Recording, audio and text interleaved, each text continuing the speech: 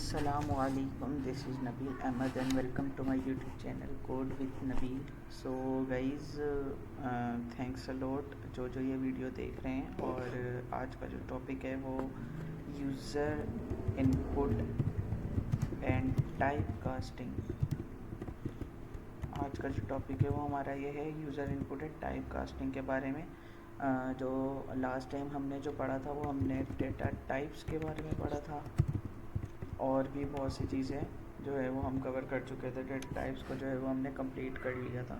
ठीक है, तो आज का जो टॉपिक है वो हमारा है user input and type casting के। हम यूज़र इनपुट पाइथन में कैसे लेते हैं और उसको टाइप कास्ट कैसे करते हैं। ठीक है, तो इसके कुछ की पॉइंट्स हैं वो मैं आपके साथ शेयर कर देता हूँ। की पॉइंट्स, ठीक है, जो आज के लेक्चर में हम कवर करेंगे। की पॉइंट्स क्या है? सबसे पहले हम पढ़ेंगे इनपुट के बारे में, ठीक है, कि इनपुट कैसे हम यूज़ करते हैं। दूसरा हम पढ़ेंगे क्या कहते हैं, इंटीजर के बारे में। तीसरा हम पढ़ेंगे फ्लोट के बारे में। चौथा हम पढ़ेंगे ईवल के बारे में। ईवल, ठीक है, एवल पे जो है वो मैं आपको बता देता हूँ कि एवल होता क्या है और कैसे हम इसे यूज़ करते हैं।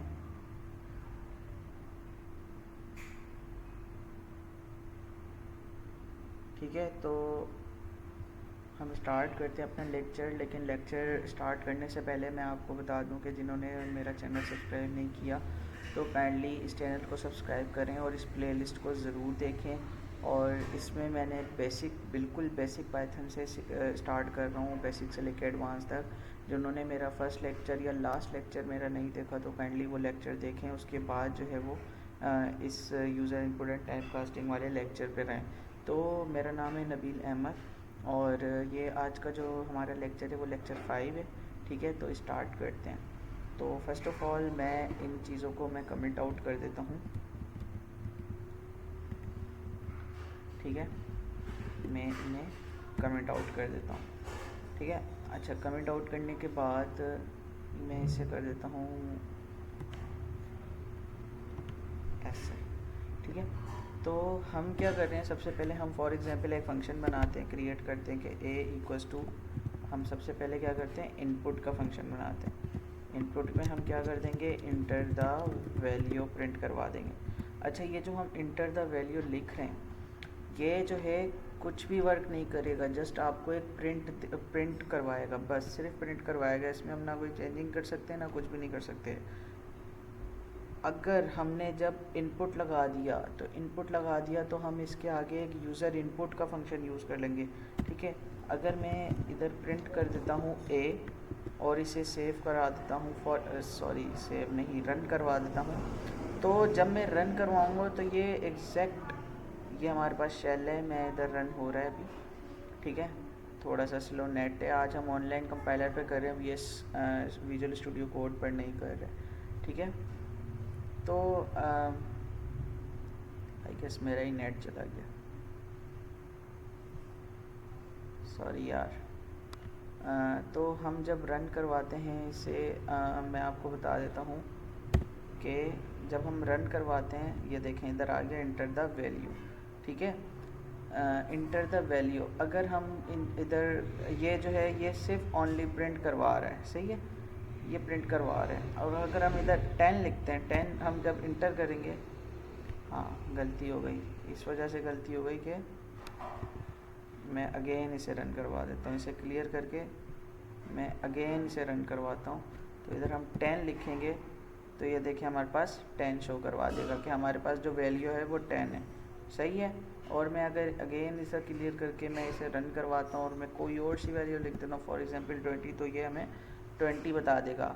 तो ये होता है यूज़र इनपुट। ठीक है, और इसके अलावा जो है, जैसे मैंने आपको बताया कि इंटर दी वैल्यू, ये जो है ये हमारा प्रिंट की जो है फंक्शन जो है वो करेगा और ये सिर्फ प्रिंट करवाएगा, इसका कोई यूजेज नहीं होगा। ठीक है, तो हमने जो है वो इनपुट को देख लिया। अब फॉर एग्जांपल मैं कर देता हूँ इधर दो बना देता हूँ, मतलब एक इंटर वैल्यू 1, एक और फंक्शन बना देता हूँ b के नाम से, और इधर मैं लिख देता हूँ इनपुट इंटर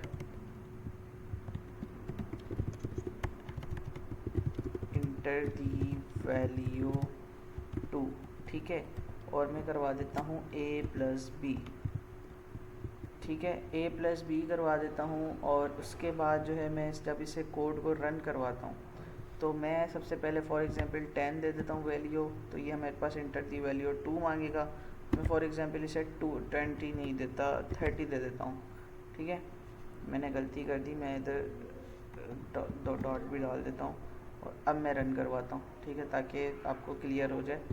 तो 10 दे देता हूँ और इधर मैं 20 दे देता हूँ। तो मेरे पास क्या करवाएगा, ये इन्हें ऐड नहीं करवाएगा। क्यों ऐड नहीं करवाएगा? क्योंकि फंक्शन को पता ही नहीं है कि ये जो है वो इंटीजर में वैल्यू है या फ्लोट में है या किसी में बूलियन में है, किसी में भी नहीं। इस तो हम इस जगह पर यूज़ करते हैं टाइप कास्टिंग। ठीक है, इस जगह पर इस बेसिस पर यूज़ करते हैं और मोस्टली आप पाइथन में जो है वो ये यूज़ करने वाले हैं डिफरेंट कंडीशंस पे, इफ़ एंड एल्स की कंडीशंस पे या और केसेस पे या हर चीज़ पे। आप जब भी आप यूज़र इनपुट लेना चाहें तो ये चीज़ पाइथन में बहुत इंपॉर्टेंट है और आप जो है वो आगे यूज़ करने वाले हैं। ठीक है, तो ये क्या है 10 एंड 20 ये इसने सेम ऐसे लिख दिया, लेकिन इन दोनों वैल्यूज़ को जो है वो ऐड नहीं किया। अब मैं इधर फॉर एग्जांपल लिखना चाहूँ इंटीजर। ठीक है, अब हम सेकंड की पॉइंट पढ़ रहे हैं इंटीजर। ठीक है, और मैं इधर इनपुट को कर देता हूँ ब्रैकेट में, दूसरी जगह भी मैं इंटीजर कर देता हूँ इंटीजर, और इसे भी मैं एक और ब्रैकेट में रख देता हूँ। ठीक है, और फिर मैं इसे कोड को रन करवा देता हूँ।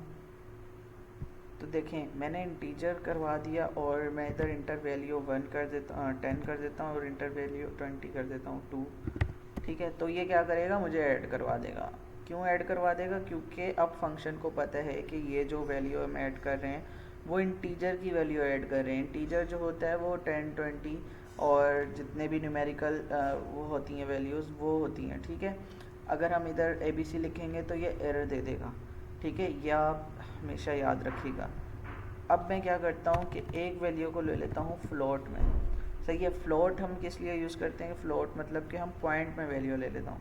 ठीक है, जब फ्लोट पॉइंट में वैल्यू ले लेता हूँ और मैं इसे रन करवाता हूँ, फॉर एग्जांपल मैं 10.5 ले लेता हूँ और सेकंड वैल्यू जो लेता हूँ वो 20 लेता हूँ, तो ये देखें मेरे पास क्या आउटपुट रन करवा रहा है कि 30.5।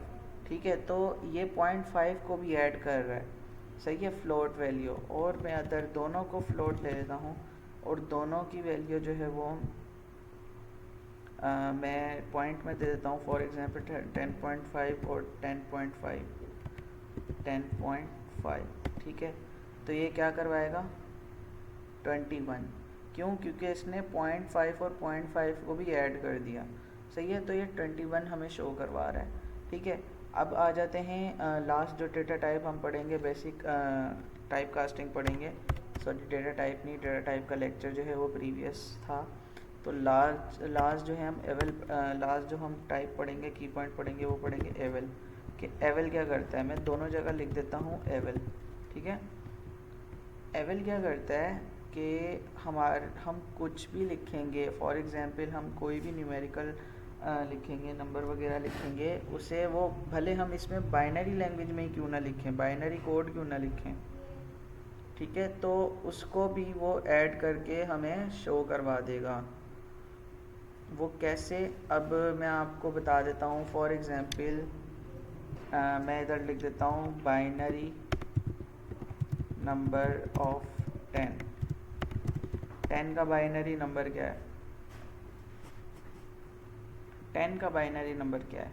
ठीक है, फॉर एग्जांपल मैं इधर लिख देता हूँ, अभी नेट आई गेस बहुत स्लो चल रहा है, तो अगर मैं इसे रन करवाता हूँ, इस कोड को मैं रन करवाता हूँ, शिट मेरा नेट बहुत स्लो चल रहा है आज, पता नहीं क्यों।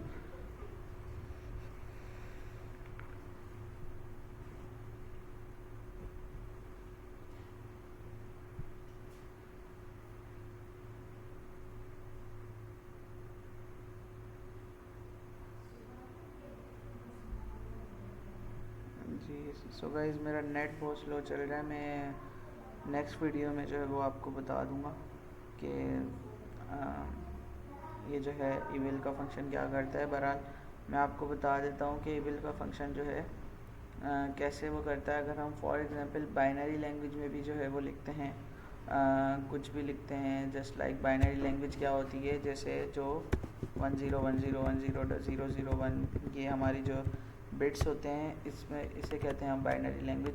तो हम कुछ भी बाइनरी लैंग्वेज लिखते हैं, उस बाइनरी लैंग्वेज को कन्वर्ट कर देता है और उस एक यूज़र इनपुट दे देता है। ठीक है, तो आज का जो टॉपिक था वो हमारा user input and type casting के बारे में था। तो टाइप कास्टिंग हम कैसे यूज़ करते हैं और यूज़र इनपुट हम कैसे लेते हैं। ठीक है, लास्ट टाइम हमने यूज़र इनपुट के बारे में नहीं पढ़ा था, तो ये हमारा लेक्चर 5 जो है वो आज कंप्लीट हो गया। ठीक है, तो मिलते हैं नेक्स्ट वीडियो में और नेक्स्ट लेक्चर के साथ। लेकिन नेक्स्ट लेक्चर स्टार्ट करने से पहले मैं आपको ये एवल का फंक्शन भी जो है वो क्लियर करके फिर नेक्स्ट लेक्चर को स्टार्ट करूँगा। ठीक है, तो तब तक के लिए अल्लाह हाफिज़।